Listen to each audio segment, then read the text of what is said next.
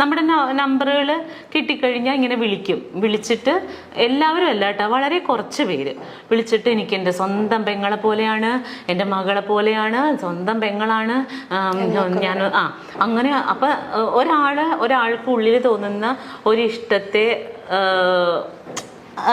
അയ്യോ എനിക്ക് താല്പര്യമില്ല എന്ന് പറഞ്ഞു വെക്കാൻ അവരെ ഹേർട്ട് ചെയ്യേണ്ട കാര്യം നമുക്കില്ലല്ലോ. അപ്പൊ ചേട്ടാ താങ്ക് യു എന്ന് പറഞ്ഞു വെക്കും. പിറ്റേ ദിവസവും വിളിക്കും പെങ്ങളുടെ സുഖം അന്വേഷിക്കാൻ. എല്ലാ ദിവസവും വിളിക്കും പെങ്ങളുടെ സുഖം അന്വേഷിക്കാൻ.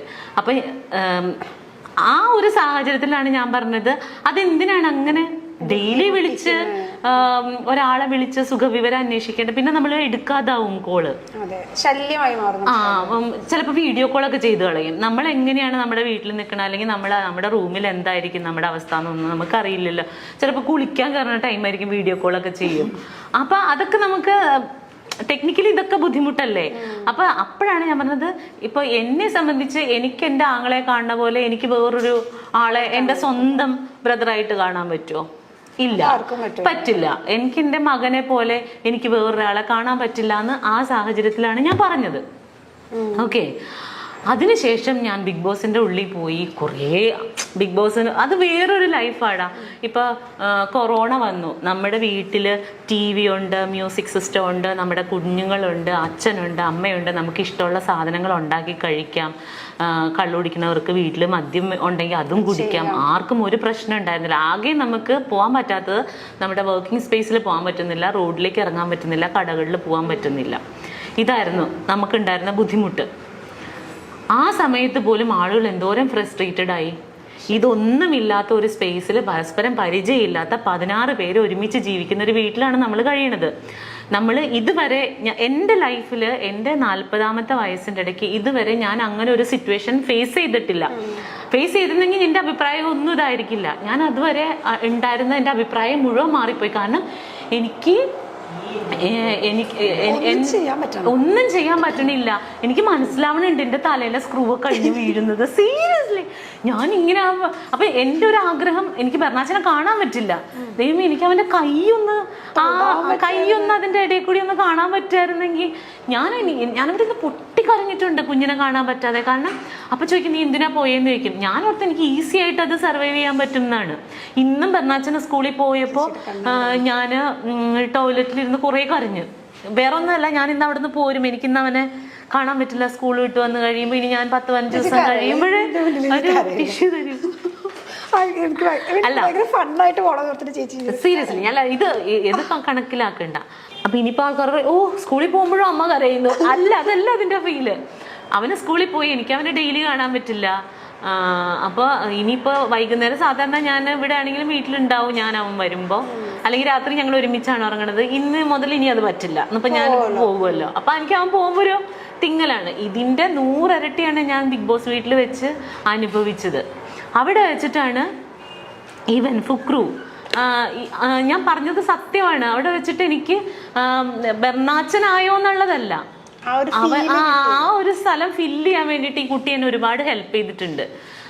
ബെർണാച്ചൻ എന്നെ ഡി മഞ്ജു പത്രോസ എന്നൊക്കെ പറഞ്ഞ് എന്റെ മോൻ വന്ന് വിളിക്കും. അതുപോലെയൊക്കെ ബെർണാച്ചൻ ഹലോ, അതുപോലെ ഇവൻ ഫുക്രപ്പം വന്നിട്ട് ഡി മഞ്ജു പത്രോസ എന്ന് വിളിക്കുമ്പോൾ ഞാൻ പെട്ടെന്ന് അയ്യോ എനിക്ക് കൊച്ചു വിളിക്കുന്ന പോലെ തോന്നും. അതുപോലെ ഇപ്പൊ എനിക്ക് ഫുഡൊക്കെ ഭയങ്കര ഇഷ്ടമാണ്. അപ്പൊ ഇന്നലെ ബെർണാച്ചൻ ചോറുണ്ട് കഴിഞ്ഞപ്പോഴത്തേനും ഞണ്ടൊക്കെ എനിക്ക് ഭയങ്കര ഇഷ്ടമാണ്. അപ്പൊ അവൻ ചോറുണ്ട് കഴിഞ്ഞപ്പോ അതിൽ നിന്ന് ഒരു കഷ്ണം ഞണ്ടെടുത്ത് എനിക്ക് തന്നു. എനിക്കിഷ്ടമാണെന്ന് അറിഞ്ഞോണ്ടാ. അതുപോലെ തന്നെ ഇവൻ കറിയൊക്കെ വെച്ചിട്ടുണ്ടെങ്കിൽ എനിക്ക് ചിക്കനൊക്കെ ഇഷ്ടമായതുകൊണ്ട് ഇവൻ അവന്റെ ചിക്കൻ പീസ് എനിക്ക് തരുന്നുണ്ട്. എന്റെ പപ്പടം എടുത്തോണ്ട് പോവും. അവൻ അതാ ഇഷ്ടം. അപ്പോൾ അങ്ങനെയൊക്കെ അങ്ങനെ ഒരു റിലേഷൻഷിപ്പ് അവിടെ കിട്ടിയത് കാരണം എനിക്ക് പെട്ടെന്ന് ബെർണാച്ചനായിട്ടാണ് റിലേറ്റ് ചെയ്യാൻ പറ്റുന്നത് അവനെ എന്ന് വിചാരിച്ചിട്ട്. അവൻ എൻ്റെ മകനായിട്ട് ഞാൻ ദത്തെടുത്തു എന്നല്ല അതിൻ്റെ അർത്ഥം. ഇതൊക്കെ സാമാന്യ ബോധമുള്ളവർക്ക് മനസ്സിലാകും, ഇല്ലാത്തവരോട് പറഞ്ഞിട്ട് കാര്യമില്ല. അപ്പോൾ ഇതിപ്പോൾ ദയക്കും കേൾക്കുകയാണെങ്കിൽ ദയക്കും കൂടി മനസ്സിലാവട്ടെ എന്ന് വിചാരിച്ചിട്ടാണ്. അല്ലാതെ ദയ അപ്പം അതിനകത്ത് ചോദിച്ചു എന്താണ് ഓന്ത് നിറം മാറുന്നത് പോലെ നിറം മാറുന്നവളാണോ എന്നൊക്കെ ചോദിച്ചു. ദയനോട് പറയണോ ഓന്ത് നിറം മാറുന്ന പോലെ നിറം മാറിയതൊന്നുമല്ല, ഇതാണ് ഇതിൻ്റെ വാസ്തവം. അപ്പം പറഞ്ഞ പോലെ അവിടെ വെച്ചിട്ട് ദയക്ക് അറിയാമായിരുന്നെങ്കിൽ ചിലപ്പോൾ മനസ്സിലായിട്ടുണ്ടാവില്ല പുറത്ത്. പിന്നെ നിലനിൽപ്പിന് വേണ്ടിയിട്ട് ഓരോരുത്തരും ഓരോന്ന് ചെയ്യല്ലേ. അപ്പൊ ദയാതെ അത് ചെയ്തോട്ടെ, കുഴപ്പമില്ല. എനിക്ക് പ്രശ്നമില്ല. Seriously no issues. Okay, next one. വെറുതെ പത്രാസ് അടിക്കല്ലേ എന്റെ മഞ്ജു. അത് അങ്ങനെ പറഞ്ഞിട്ടുണ്ടോ? അതെന്താണാവോ? ചിലപ്പോ ഒരു മഞ്ജു പത്രോസ് അതായിരിക്കും, ഒരു പ്രാസത്തിന് വേണ്ടി പറഞ്ഞായിരിക്കും. പാവം, പോട്ടെ, ക്ഷമിച്ച്. അതൊക്കെ ഒന്നും കുഴപ്പമില്ല. നെക്സ്റ്റ് വൺ, അത് നല്ലതാട്ടോ. വരും കാലത്തെ ലളിതാമ്മ.